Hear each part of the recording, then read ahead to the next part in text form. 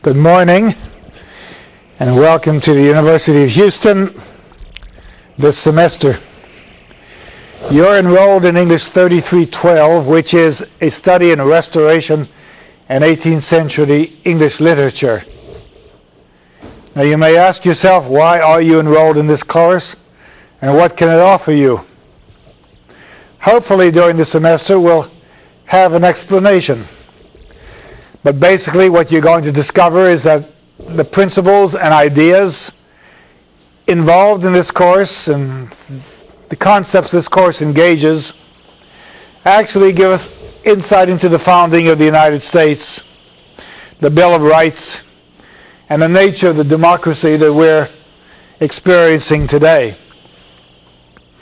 You'll be amazed at how historical events in the 18th century and how the understanding of human nature in the 18th century certainly apply to principles and ideas that we harbor today. One of the ways that we can identify the problems and issues is to look at the various kings and queens of England who ruled during the period. Another is to look at some of the historical figures who lived during the period, whose names you will recognize. And a third is to study the types of literature that people were reading at that time and to understand the way that their literature and their ideas give us insight into certain concepts. This literature gives us insight into government. It gives us insight into religion. It gives us insight into economics. It gives us insight into art and aesthetics. We learn about the science and technology of the 18th century through the writers whom we're reading. We learn about the kinds of education that people acquired and the base of information that they had in their minds when they read other writers and when they spoke themselves.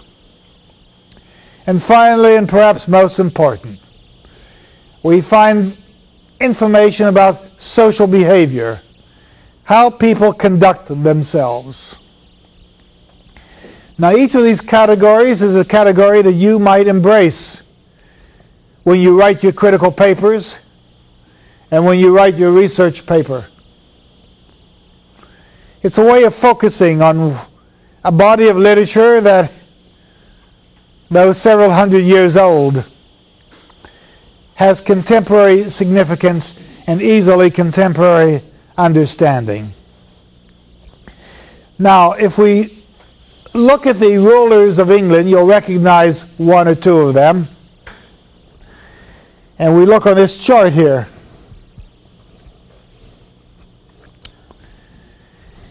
Henry VIII is the most visible. He lived from 1509 to 1547. And Henry VIII is probably the most critical figure we ought to know because it was he who split away from the Roman Catholic Church and established the Anglican Church. Now, the rest of English history, certainly through the 19th century, is the dominance and the rule of the Anglican Church in consort with the British leaders, and the effort on the part of the English people to continue and maintain a separation from anything Roman Catholic. Now, we're concerned with religious issues today for other reasons and for the same reasons. But I can't underemphasize the importance of this recognition. At the same time as Henry VIII established his religious authority, the Anglican Church, he found himself opposing Roman Catholic countries. And so England was in strong contention always with Spain and France. And when you worry about planes coming from overseas to attack the United States, just think of having only the English Channel across to separate you from France and Spain when they are your political, religious, and economic enemies. Now, there are other religious groups other than the Anglican Church. There was a Protestant Reformation in this period, in the Renaissance. And so you have other groups who are Protestants. You have Baptists, Anabaptists, Congregationalists, Lutherans. You have Quakers. You have Presbyterians. All of them are considered dissenters. They dissented from the doctrine of the Anglican Church. And so while the Anglican Church emphasizes its principles, it is always in opposition to these dissenters. And then in the 18th century, the Wesley Methodist movement also developed, who are dissenters. And you're going to find that these dissenters are in conflict with the Anglican Church in ways that become very meaningful as we begin to progress in this course. Ask yourself, why were so many tens of thousands of people willing to flee England to come to America, willing to flee that magnificent Palladian architecture, those wonderful buildings, those great streets, those new highways, to come to forest land? And the reason is, of course, that the religious oppression and the religious lack of toleration was simply overwhelming in England. Now we're going to move from Henry VIII. Of course, you recognize Queen Elizabeth and the Elizabethan era, which ended in 1603. Shakespeare was still writing in England. Cervantes was still writing in Spain. And we're going to move on to the 17th century and talk briefly about that. The first Stuart, the first Scotsman to become King of England was James I, who ruled from 1603 to 1625. At that point, the English brought in their king from Scotland, and he is a Stuart. Now, the Stuart throne, the Stuart line, is a very important line in our discussion, because he was followed by his son Charles I, who took over in 1625. By that time, Shakespeare had been dead 9 years. He died in 1616, the exact same year that Cervantes died. Charles, however, was not very comfortable with being Anglican, and he seemed, by the way, the Anglican Church in America is the Episcopal Church, he saw them moving back towards Roman Catholicism. And so there was a very strong dissenting movement among the Presbyterians to prevent Charles from forming alliances with Roman Catholic countries. And in 1642, Charles was placed under house arrest by Oliver Cromwell. Oliver Cromwell then began a religious movement which may be equated with the radical movements of the priesthood in Iran today. In 1649, Charles had become insufferable to Oliver Cromwell, and he had him executed. Now, this is a very shocking thing, to execute a king who, to all extent and purposes, lived by divine right. And consequently, we see evolving in political life a double contract theory. The theory that, yes, the king is anointed by divine right, just as David was in ancient Israel, and the modern kings of England initiated this way. that was the first contract, but the second contract was the allegiance to their people. They had to show concern for their people in a political way that meant that they were not oligarchs. This is a democratizing process. Cromwell took over England from 1653 to 1660, almost 17 years, and he ruled England like an autocrat. First of all, he wanted to purify religion. So he abandoned rites on Christmas and Easter. He said they'd become too pagan. People were giving out too many gifts and not worshiping as closely as they should have been.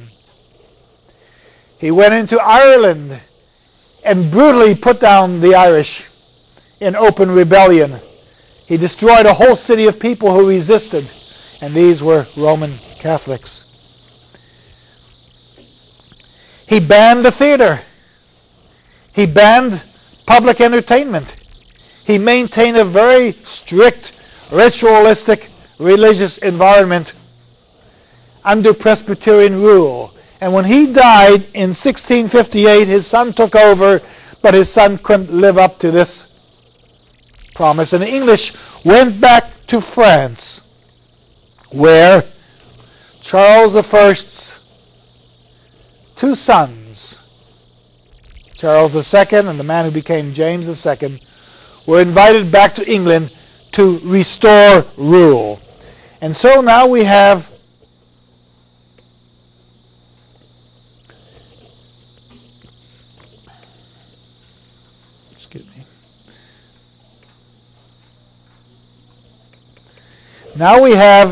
the development of the Stuart line. Charles II, the son of Charles I who had been executed, came back to England. And he ruled for 25 years. The only thing he did that was merciless was to execute the 4 regicides, the 4 people responsible for having executed his father. He ruled for 25 years. Now you have to understand how remarkable a rule this man held. Number one, he was a Stuart. Number two, he represented the Anglican Church. He had to sign a document saying he would be the he would be the leader of the Anglican Church, that he would do nothing to undermine the Anglican Church. But he had come from France. He had been secured by France. He had gained his safety when his family ran away from England in France.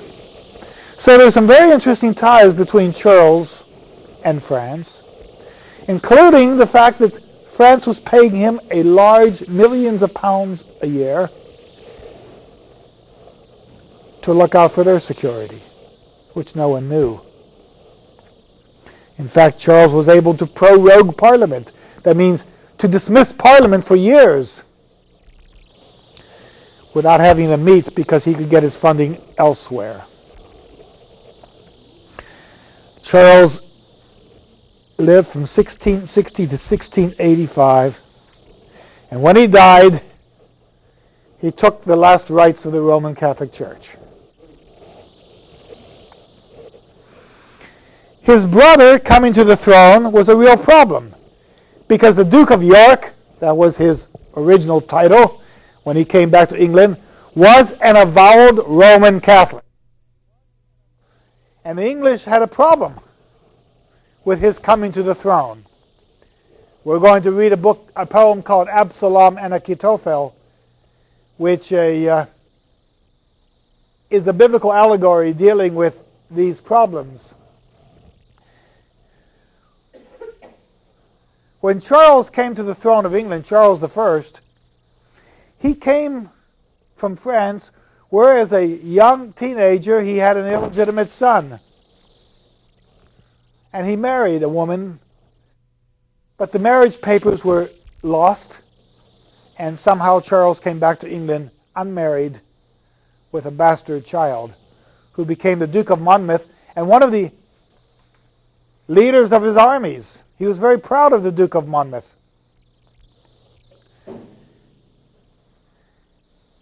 The Whigs tried to legitimize the Duke of Monmouth so he could come to the throne of England instead of the Duke of York, James II. And we'll talk more about that, but that project failed, and James came to the throne of England, and the English figured they would tolerate this fellow. But then his wife gave birth to a baby boy, and the English said, no way, that they're going to let this dynasty exist in perpetuity. And so James was literally run out of the country. He ran out so fast that the royal scepter was dropped on the sands of England, and it was picked up so that the English were able to continue manufacturing laws. Well, who was to take place? Who was to take over after James II? There was a period of a year when there was really no one ruling England, but James had a daughter by the name of Mary, who was Anglican and who had married William of Orange from the Netherlands. And so William and Mary came to the throne of England. Still Stuarts. They ruled from 1685 to 1694 when Mary died. William III was there by himself. Here he is, a foreigner, a Dutchman, a man who spoke for a church basically different from the Anglican Church, but who was supposed to defend the Anglican Church. And he met such opposition that at some point he was almost so discouraged he was going to resign. However, as fate would have it, William fell off his horse in 1701, broke his shoulder, caught pneumonia, and died. So the next person who became ruler of England was Queen Anne. Queen Anne was an amazing woman. First of all, she was Anglican. Now, secondly, she was high church, which meant she was very strictly Anglican and very right-wing political. And Queen Anne ruled from 1702 to 1714. She was a very popular ruler. She did her best to give the country an heir. She had something like 14 to 16 children, all of whom died before the age of 9. I mean, she was a heroine, but she had no successor. There was no one in the Stuart line to follow Queen Anne. By the way, in 1714, she became so upset and so indignant and so angry at the dissenters that she passed a law called the Schism Act, which forbade the dissenters from practicing religion in their churches. It also forbade the dissenters from practicing religion in their homes. And she forced it through Parliament. But she died in 1714, and the law never went into effect. Well, who was to take over then as King of England? The next closest relative. But the next closest relative was Roman Catholic. Furthermore, some 40 to 60 close relatives were Roman Catholic. And they kept passing over all these people until they discovered a distant cousin in Hanover, Germany, by the name of Sophia, who they decided would have to be the future Queen of England.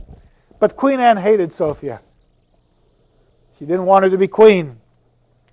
Well, Sophia died in 1714, and Queen Anne died 3 months later.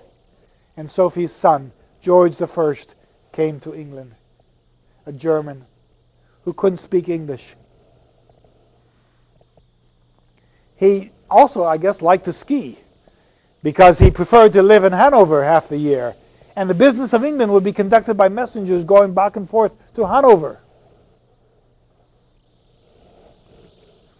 during the time that George I was ruling England, Parliament gained great power because the king was wielding distant power. And power becomes one of the understandings of religious and political strength in this period. George II was followed. George I was followed by George II, and George III ruled for 60 years from 1760 to 1820. He was the one who presumably lost the American colonies, the Mad King George. Herman Melville in the 19th century writes about him in a book called Israel Potter. Who's sitting on the throne of England today? You can go back and you realize that these are Hanovers. But where did the House of Windsor come in? They're Hanovers. In World War I, when the English were fighting the Germans, and the Hanovers were ruling England under George V, people began to throw rocks through the windows of Buckingham Palace because they didn't want Germans ruling them. So the ruling party of England changed their name from Hanover to Windsor, following Windsor Castle. And consequently, Elizabeth sitting on the throne of England today is actually a Hanover, but she's considered the House of Windsor. Now let me just go back one point and give you some insight into one other issue that may be of some real interest to you. And I'll just mention briefly. Look at Charles II in 1660 to 1685. We're not going to get into this with English history, basically. But I want to show you how relevant this may be. And you haven't heard this theory expressed before. I've been trying to tell people about it. November 12th, 1683, the Turks and the Muslims were moving westward. And they were trying to conquer Hungary, they were trying to conquer Vienna, and they were moving to take over the Mediterranean. When John Sobieski, the ruler of Poland, with European forces, including the Hanover court, formed an army against the Turks and defeated them on September 12, 1683. Now, September 11th and September 12th in the Middle East run from sundown to sunset. So my feeling is that the bombing of the World Trade Center on September 11th was a word from fanatics telling us that they're back to make up for this loss on September 12, 1683. On September 12, 1683, 4,000 European troops lost their lives and 7,000 Turks on that day. And that ended the real movement of the Turks westward and began the decline of the Turkish Ottoman Empire. But let me go a little further. For 17 years, this battle concerned itself. Then Peter the Great became Tsar of Russia. Now I'm going to simplify things. Peter the Great claimed that he wanted to build a greater Russia from the Caspian Sea to the North Sea. The Caspian Sea is the old Persian Empire. Turkestan, Uzbekistan, Kazakhstan, all those Muslim countries. Once they were under Russian rule, Russia held them down. For 300 years, Peter the Great's dream of a greater Russia held on, even through the Soviet years, the communist years. And then in 1991, Peter's dream collapsed when the Soviet Union collapsed. And all those countries around the Soviet Union gained their liberty, including the Muslim countries on the Persian Gulf, which are some of the countries today, including Iran and other places, where not the greater population, I believe, but the fanatic population has sought to resurrect the war of 1683. So this is not recent history. This is something that people were aware of in 1683, the period we're studying, and in 1700, the period we're studying, and in the 18th century, when Ahmed III ruled Egypt and Syria, which were one country.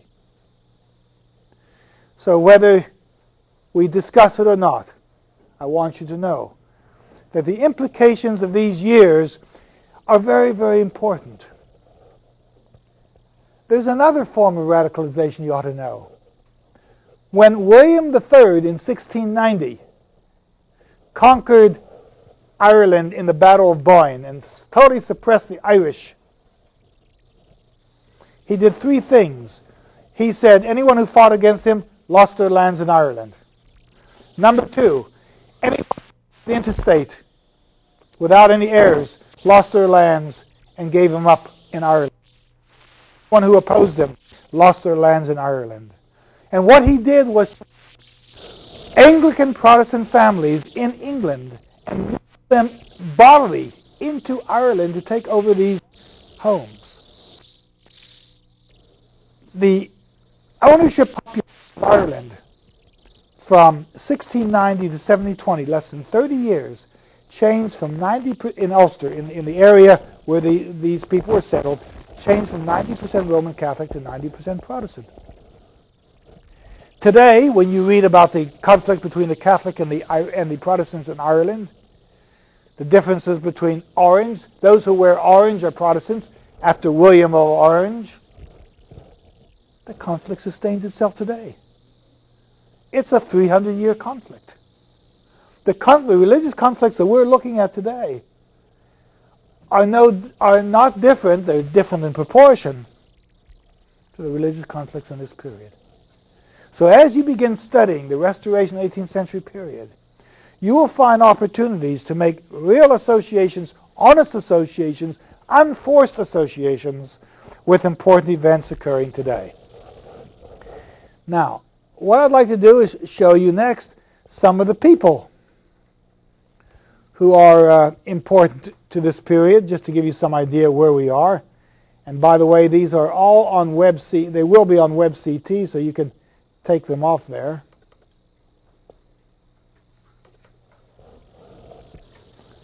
All right. Who are some of the people in this period whom you are familiar with? One, Rembrandt lived from 1606 to 1669. The last years of his life in England, a fellow named Samuel Pepys, P-E-P-Y-S, was writing a diary that we're going to look at. Anton von Leeuwenhoek.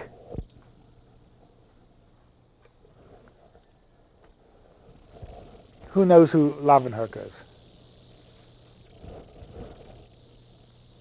Voice back there?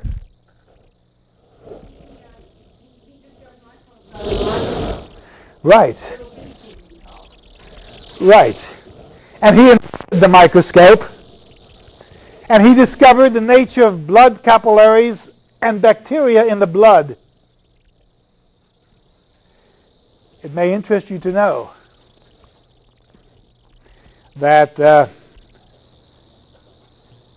when he did that and discovered how the blood carries diseases, within 30 years you had the end of the Black Plague in Europe. 1722 was the last time. 1690 was the microscope of Leeuwenhoek. By 1720 you had no more Black Plague in Europe. That may be the biggest medical advance in all of history. In the early part of the 18th century and the 17th century, 50% of all the people who died before the age of 9. There was no defense against polio, no defense against measles, no defense against blood carrying diseases. Plus, every family in England had one person over at the age of 35 and 36 who was already dead. So you either had a father, mother, aunt, or uncle who was dead. And this is an age when people can populate, procreate. And so as long as you had this leveling process, you had no population expansion. But by the mid-18th century, when we already had vaccination against smallpox, the population began to explode.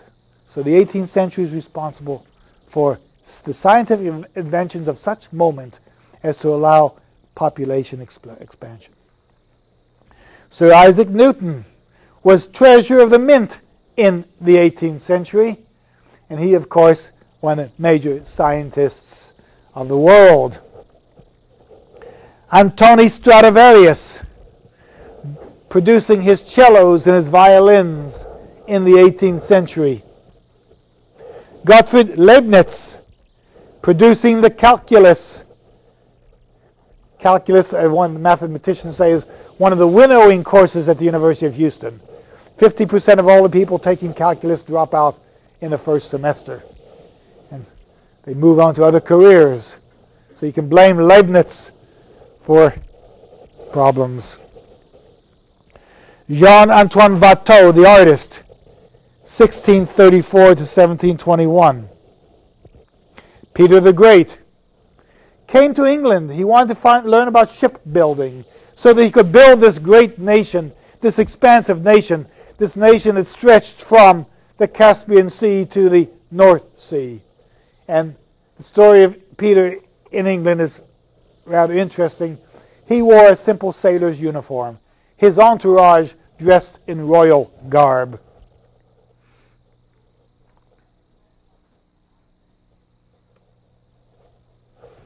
George Handel. Handel was from Hanover. And the Georges brought him over from Handel to write oratorios in England. If you go to St. Paul's Cathedral in England, it's so large that you need 2 orchestras and 2 choirs to fill up the sound. And Handel would write for the music in St. Paul's Cathedral. He wrote Messiah.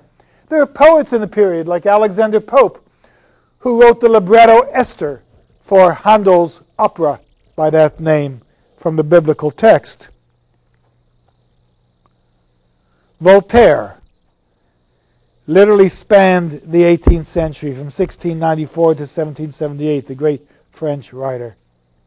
Benjamin Franklin lived from 1709 to 1790. Franklin, perhaps one of the great liberal thinkers of the 18th century, a printer, a man of great inventive capability. Catherine the Great, born in 1729, lived until 1796, had a major influence over Swedish and Baltic events at the end of the period. George Washington was born in 1732, lived until 1799. James Watt developed the steam engine. The steam engine made it possible to produce labor without human beings, without work. So families that had needed populations of 12 and 13 family members now could get along with 3 and 4. Steam engine. The steam engine in 1755, and now we're sending ships to Mars. Thomas Jefferson, born in 1743, probably America's greatest president. Why do I say that? He was president of the American Philosophical Society. Could anyone be elected president today who could be president of the American Philosophical Society? He was an inventor. He was an architect. He was a winemaker. There wasn't anything he couldn't do. He could also read. Goya, the painter of revolutions. Edward Jenner helped develop the smallpox vaccine.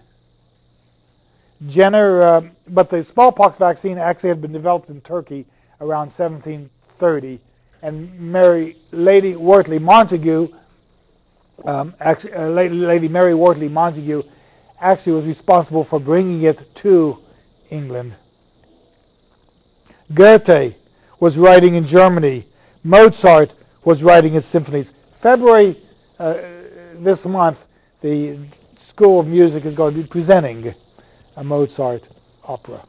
Bonaparte, 1769 to 1821, Napoleon. At one time, England so feared a Napoleon invasion that they had troops stationed all up and down the west coast of England. The east coast of England, worried that a whole flotilla of Bonaparte's ships were going to invade. That is paranoia. No, that is not paranoia.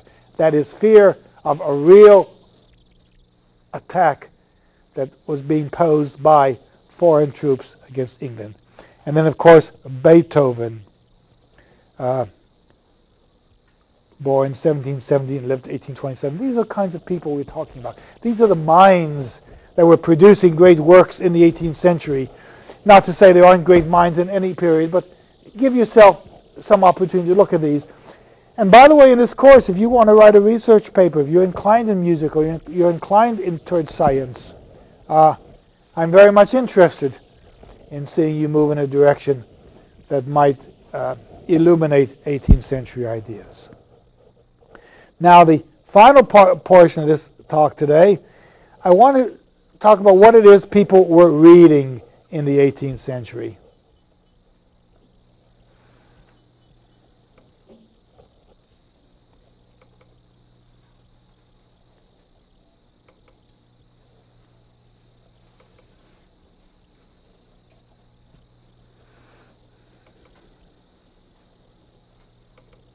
Here we are.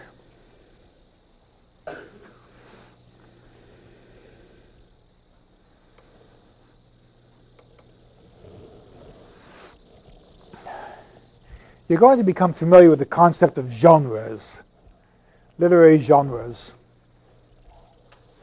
This is classical. George Putnam in The Art of English Poetry helps us identify the different types of literature that people are inclined to read.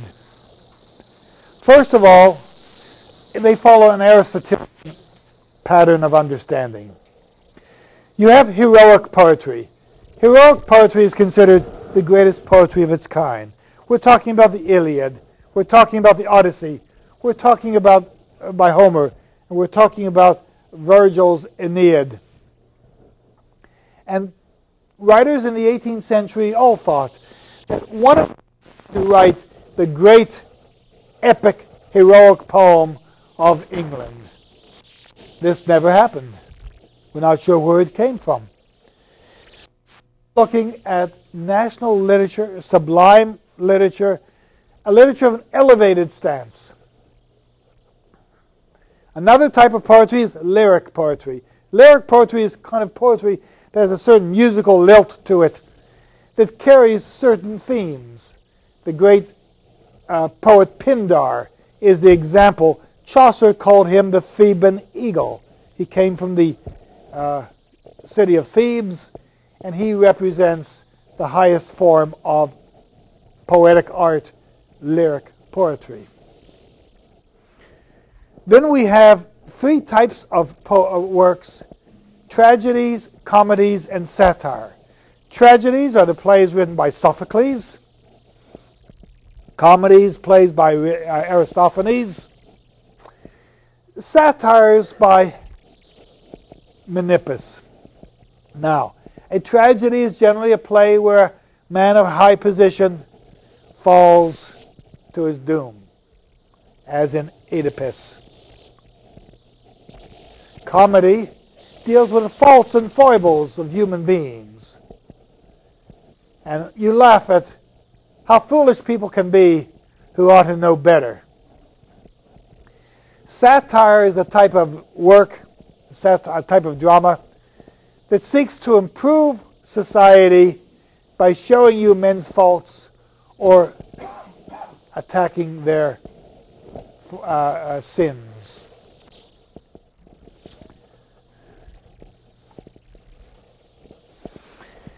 Another type of poetry that's rather important is pastoral poetry. This is poetry whose central themes are the themes of shepherds. Now, why do you have shepherds in poetry? And why does it seem important? And why isn't it archaic? Well, what's important about this poetry is that it does describe human life, but it also describes political life. You have to understand that in Greek and Latin literature, people were not able to express anger toward the government or displeasure with government policy. They could have been killed or jailed. And so, through pastoral poetry, by putting in the voices of shepherds certain views and certain attitudes, you in fact discover what people are worried about. For example, Virgil fought with Brutus in the wars. If you remember the play Antony and Cleopatra, Brutus lost to Antony, and he lost to Octavius. Virgil lost his lands, and he wanted them back. So in a pastoral poem, he has a shepherd say, I am away from my home, I weep for my home, I want to return from my home. He gave the poem to his patron Maecenas, and Maecenas took it to the emperor. And Virgil, because he was a great writer, had his lands restored. Sometimes great writers can get away with government oppression. Milton was Secretary of State under Oliver Cromwell, but because he was a great writer, he was not executed when Charles came to the throne.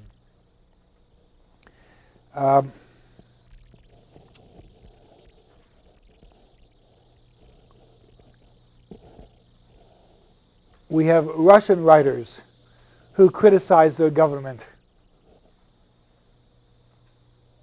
and were allowed to stay out of prison because people recognized the greatness of their writing. And this is what happened with Virgil. Now, under the types of pastoral poetry, you have various categories. One is the eclogue. The eclogue is where two shepherds talk to each other, and they have a contest sometimes. One will contest whether his girlfriend is the greatest in the world, and the other will voice his pleasure for his lady friend, his lover. And whoever wins and has the best poetry receives a bowl. This is called amoebian pastoral poetry. Most pastoral poetry deals with the countryside. But in the 18th century, there are some people called city eclogues, poems about the city. And these are all types of poetry. I'm going to show you some examples in a few moments as we move on. There is another type of poetry called Georgic poetry. Georgic poetry, again written by Virgil in a set of 4 parts, a poem of 4 parts called the Georgics, deals with every subject possible. It deals with animal husbandry. It deals with grafting trees together, grafting bushes, grafting plants together, so that one that's stronger than the other can help enforce and strengthen new growth. It deals with the gods. At the end of the Georgics, you have Aristeus. Aristeus is a beekeeper. And the gods discover that they love Aristeus' honey. So they make an agreement with Aristeus. You give us honey, and we'll give you wooden shoes. How good a deal is that? How good a deal is that? The gods get honey, they get the libation, they get the food of the insects. They get this fruition that will never stop. They get the food that's used for worshipful purposes. And Aristeas gets wooden shoes? Does that make any sense to anyone?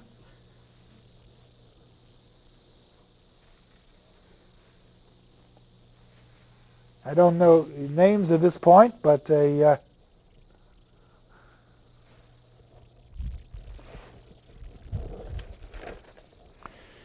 Mr. Dugan here? Mr. Dugan? Okay. Miss Chambers? Mr. Chambers, excuse me. What's the good of Aristeas getting wooden shoes?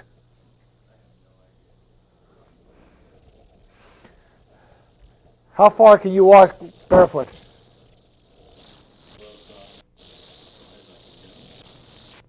You stop. All right. How much farther can you walk?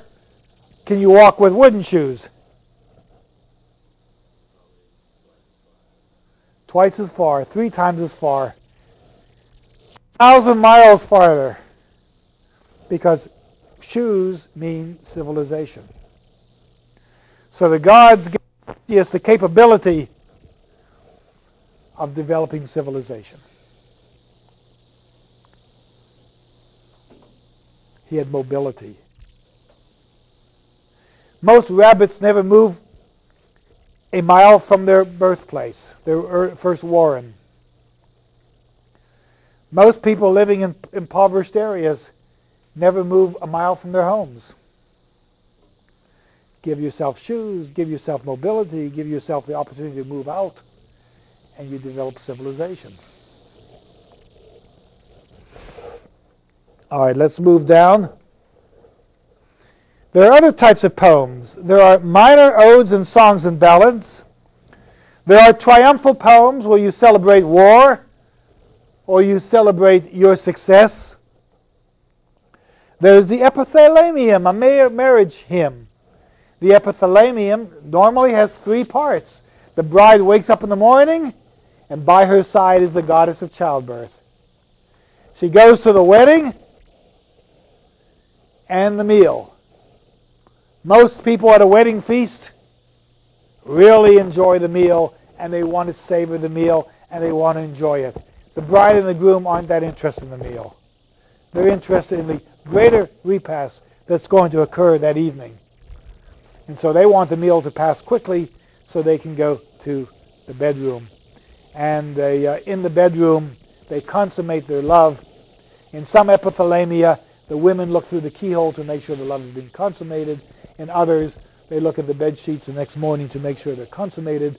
But the epithalamium has a certain convention to it. It's a marriage hymn. You have nativity poems where you celebrate the birth of princes. You have elegies that deal with the passage of time.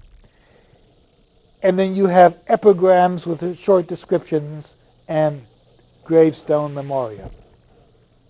Now what I'm going to show you next is some examples of how these genres play out in poetry of the time.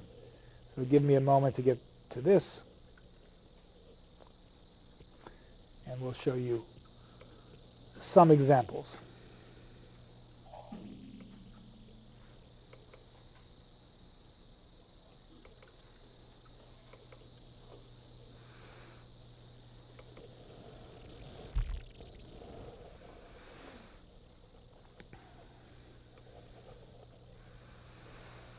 All right. Look first at an example by John Dryden. Dryden was we'll talk about him later, he was a playwright and a major poet. He translated the first book of the Aeneid. And he begins by saying, arms and the man I sing, armo e virorem cano. Those are some of the most famous lines in classical literature. But once he says he's going to sing about arms and the man, he's talking about heroic action. Arms and the man I sing who, forced by fate and haughty Juno's unrelenting hate, expelled and exiled, left the Trojan shore. Long labors, this is Aeneid, long labors both by sea and land he bore, and haughty Juno's unrelenting hate. That line repeated itself. Okay.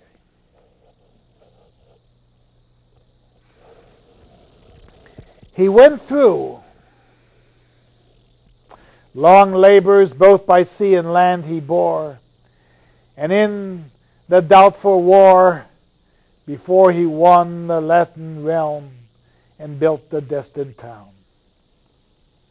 His banished gods are restored to rights divine and settled sure succession in his line. So Aeneid is developing a new race,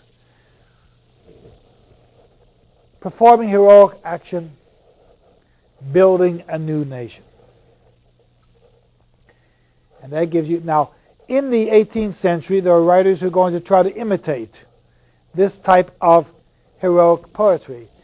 You'll see it when Alexander Pope translates the Iliad and the Odyssey.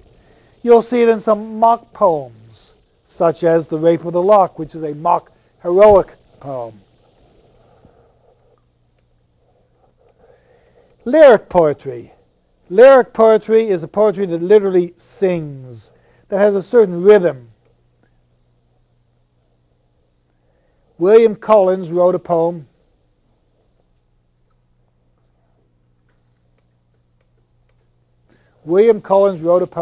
called Ode on the Poetical Character. That is, who writes poetry and what kind of person writes poetry? He says a person who writes poetry is inspired. Now, some of you are poets. By the way, if you have poetry, if you've written short stories, let me see what you're doing. I think it's rather impressive to see the heights and the extent to which you're capable of writing. Now, when you write poetry in the 18th century, you're aware of classical literature. You're aware of biblical literature. When Sarah in the Hebrew Scriptures discovered that she was pregnant at the age of 90, she laughed, because here is this barren woman suddenly who is fruitful. Laughter means joy. Laughter means productivity. Laughter means engagement. Laughter means that you're going to have something to love. And the earth is a woman. The earth is a woman. Mother Earth. So the earth is always pregnant, because out of it will come flowers, food. The earth is a source of generation. And the poet recognizes that too in this poem. And just as he's using words to emote ideas, he's using biblical images and classical images to let us know in this lyric poem what writing is all about. And so the poem reads this way. The band, as fairy legends say, was wove on that creating day when he who called with thought to birth yon tented sky, this laughing earth, and dressed with springs and forests tall, and poured the main and girding all, long the loved enthusiast wooed himself in some diviner mood, retiring, sat with her alone, and placed her on his sapphire throne. The whiles the vaulted shrine around seraphic wires were heard to sound.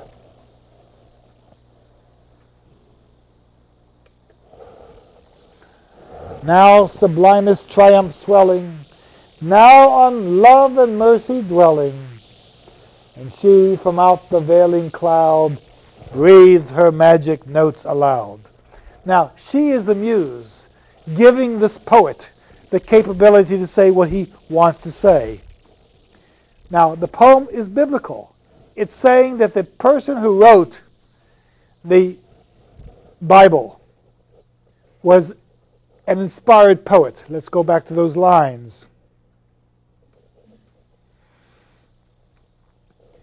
He who called with thought to earth, yon tinted sky, this laughing earth. You made the sky and this earth, and poured the main, and then the seas were there. Long the loved enthusiast wooed himself in some diviner mood. All poets have a certain inspiration, a certain divine inspiration, he's saying here. This is lyric poetry. This is what we're talking about when we're talking about the ability of the writers in this period to understand classical and biblical imagery in order to write lines that their own readers can interpret in light of their knowledge. You see, anyone studying in the 18th century who had gone to school knew the Greek writings, they knew the Latin writings, and they knew the biblical writings. This was part of the database of knowledge. And some of that will have to be brought into this course to understand the extent to which knowledge is transformed. All right, let's move on now. The end of this poem. The seraphic wires, that's the sounds that are traveling through space. Seraphic wires. The angels are sending the music of the spheres. Now sublimest triumph swelling. The sublime is a very important subject in the 18th century. The sublime means what is great, what is wonderful, and what is terrific. Now, I'm going to tell you, those terms don't mean what you think they mean. What is great means what is so expansive that man can create it. What is wonderful is what holds you in awe, what you wonder about. And what is terrific is what terrorizes you. Sometimes if you're an underwater diver and you go into a cave and you realize the size of this cave and you're desperately looking for air, you're terrified by the environment you're in and you find the air and you're relieved by it. Terror recognizes the dimensions of the world beyond yourself and the hazards you face in this world by itself. Now on love and mercy dwelling, she breathed her magic notes aloud. And thou rich-haired youth of morn, and all the subject life was born. Who is the rich-haired youth of morn? Who's the god of poetry? What? Getting close? Apollo. Anytime you read a poem and the poet has golden hair, that's Apollo. The great poet of Apollonian literature in the 19th century was Keats. Keats writes about the Apollonian myth all along. And in his poem, his key poem to Autumn, you have autumn being expressed in terms of new fruit, new growth, new harvest, new poetry, new spirit. So anytime you see Apollo mentioned, you know you're talking about poetry. And so this is a lyric poem. This poem celebrates creativity, artistry, knowledge. It represents the knowledge of the Greeks, the knowledge of the Romans, the knowledge of the biblical writers, the knowledge of the 18th century writer who's writing this poem, and the inspiration the writers get when they do good work.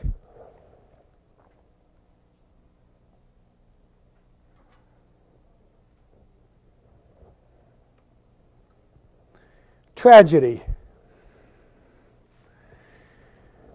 One of the great tragedies in the 18th century, one of the great tragic plays in the 18th century, is a play called Cato by Joseph Addison. Cato found himself in a contest with Caesar, and Cato commits suicide.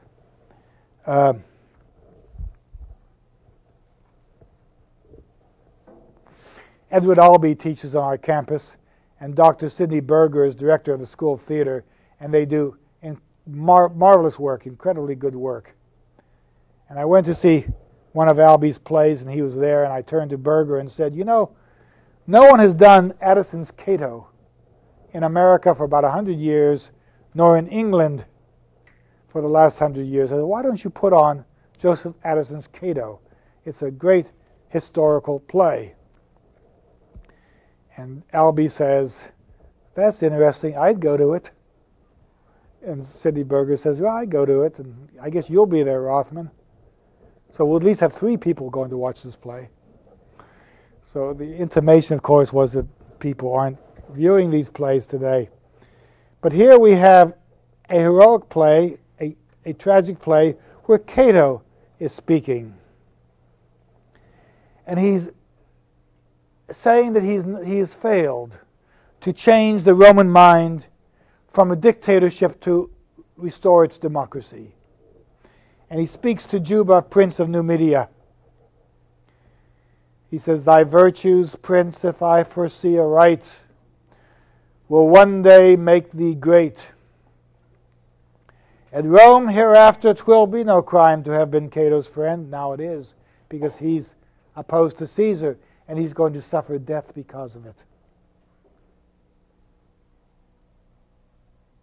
Porcius, draw near.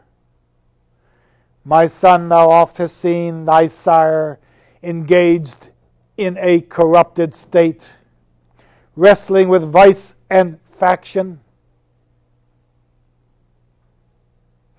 Addison was Secretary of State when he wrote in England. He was a Whig. He found himself in contest with the Tories. When the Whigs were out of power and the Tories were in, you couldn't get a bill passed.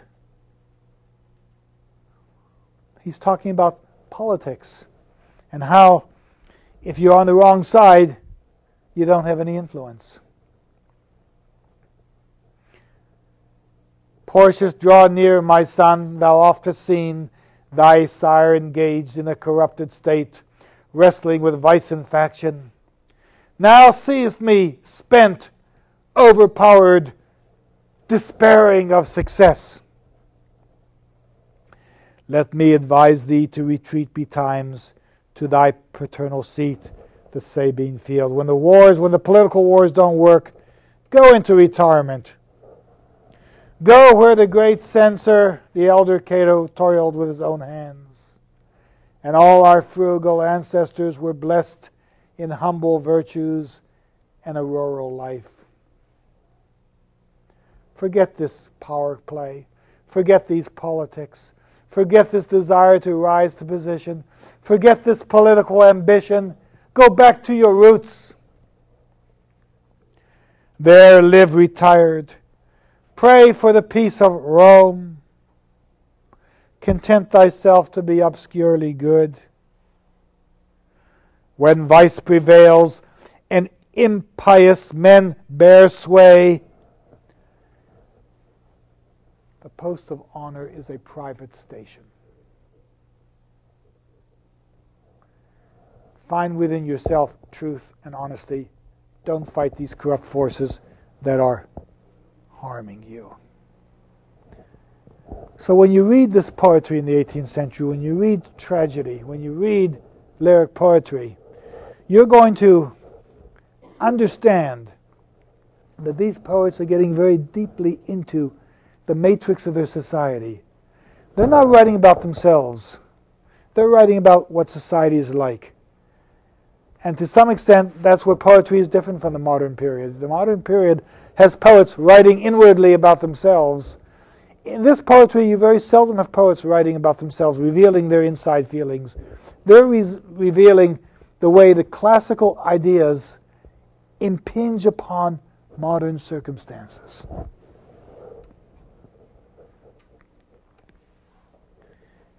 Here's comedy. Now, comedy, of course, points out people's foibles. There's a play called The Critic by Richard Brinsley Sheridan, where a man has written a play, and he wants people to tell him what he thinks about it. Well, he doesn't really want them to tell him what he thinks about it. He wants them to tell him they love his play. And here's the way this line goes. Sir Fretful says, but he's a playwright. But for my part, I am never so well pleased as when a judicious critic points out any defect for me.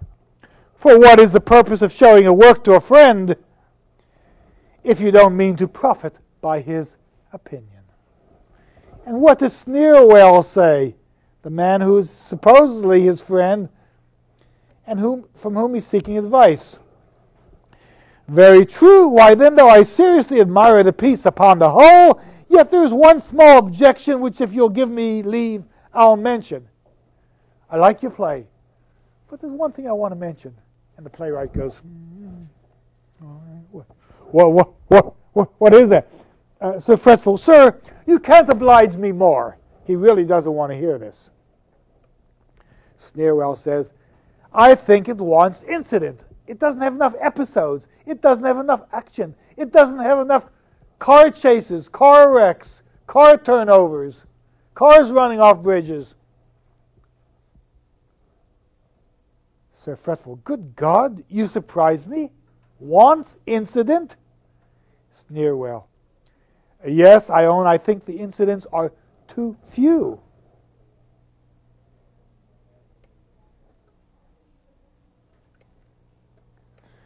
Sir Fretful, good God, believe me, Mr. Sneer, there's no person for whose judgment I have more implicit deference. I really will defer to your judgment. But I protest to you, Mr. Sneer, I'm only apprehensive that the incidents are too crowded. I've got so many in them, I probably have too many. And he talks to another friend and says, Mr. Dangle, how does it strike you? Dangle, of course, takes the other point of view. Really, I can't agree with my friend Sneer. I think the plot quite sufficient, and the first 4 acts by many degrees the best I ever read or saw in my life. If I might venture to suggest anything, it is that the interest rather falls off in the 5th. Now, you've seen Shakespeare's plays. There's no way the interest of a play should fall off in the last act. That's when everything comes together. So for the critic to say, well, every one of your acts is wonderful except the last, is saying your play is a failure. Sir Fretful will not agree with him. He says,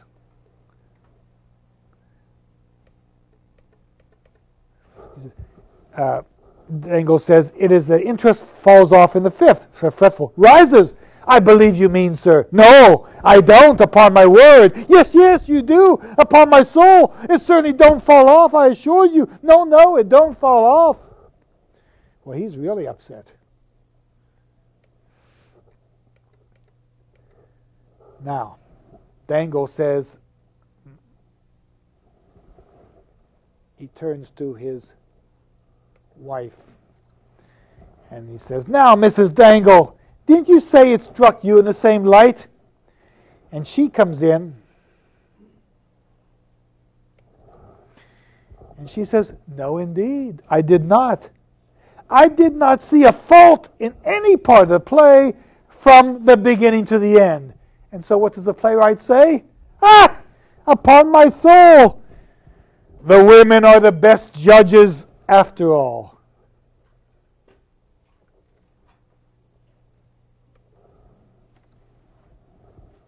So, here he is, disagreeing with Sneer, disagreeing with Dangle. But once he gets someone who says his play is perfect, she becomes the best judge of all. It's comic. It's a comic play.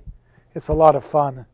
And when playwrights give us this kind of energy and this kind of satire and this kind of comedy, you know that there's some artistry, but also some understanding of human nature.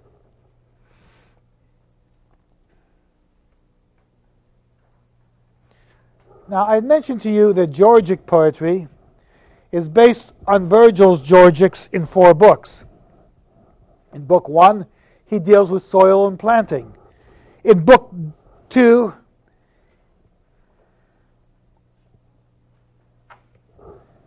he has planting praise of country life. Book 3 deals with rural deities, and Book 4 deals with animal life and Aristeus and bees. I want to show you a Georgic poem that's of some interest. Jonathan Swift, who wrote Gulliver's Travels, describes people at work. This is called a description of the city morning. And these are people at work. Now, he talks about a coachman. He talks about a maid who is sleeping in her master's bedroom all night and who leaves the bed early in the morning to go into her own bed and mess up her bed so the other servants will think she's been sleeping there. He talks about an apprentice who's very careless. He talks about a cleaning woman who waves her mop around. This is all Georgic poetry because it deals with various occupations. He talks about a youngster who has to clean the steps with a broom. He talks about a man selling coal and who shouts, "Coal for sale," in a small cadence voice. He talks about a chimney sweep who cries that he's going to clean chimneys. And he shouts as he walks down the street, "Chimney sweep here, ready to clean your house." He talks about bill collectors who go to a lord's gate, pounds on the gate, and wants to collect bills that are overdue. He talks about a jailer who has prisoners in jail, who lets them out at night to steal for him.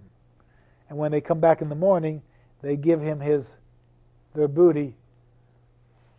He'll give them a share of it, but he fences the goods after that. He talks about sheriffs standing in various corners and taking their stand. And he talks about schoolboys who really don't want to go to school. And here's the way this poem goes.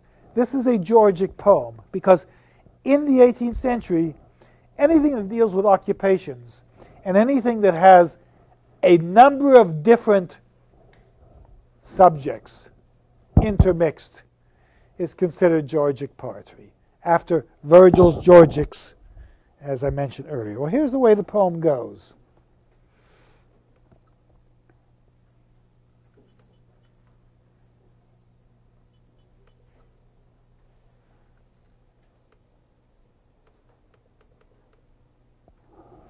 By the way, every 2 lines rhyme, therefore it's a couplet. Now hardly here and there a hackney coach appearing showed the ruddy morn's approach. Now Betty from her master's bed had flown and softly stole to discompose her own. The slipshod apprentice from his master's door had pared the dirt and sprinkled round the floor. Now Moll had whirled her mop with dexterous airs, prepared to scrub the entry and the stairs.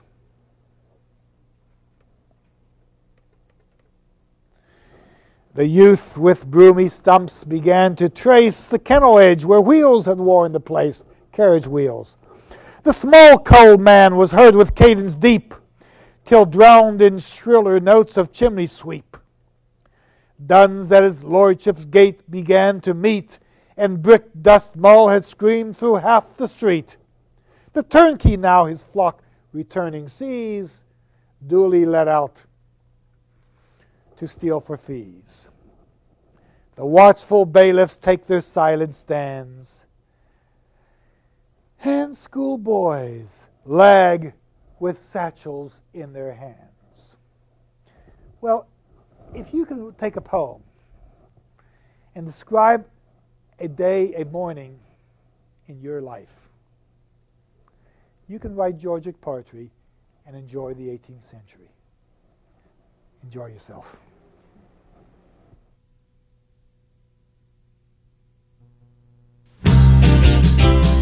Thank you.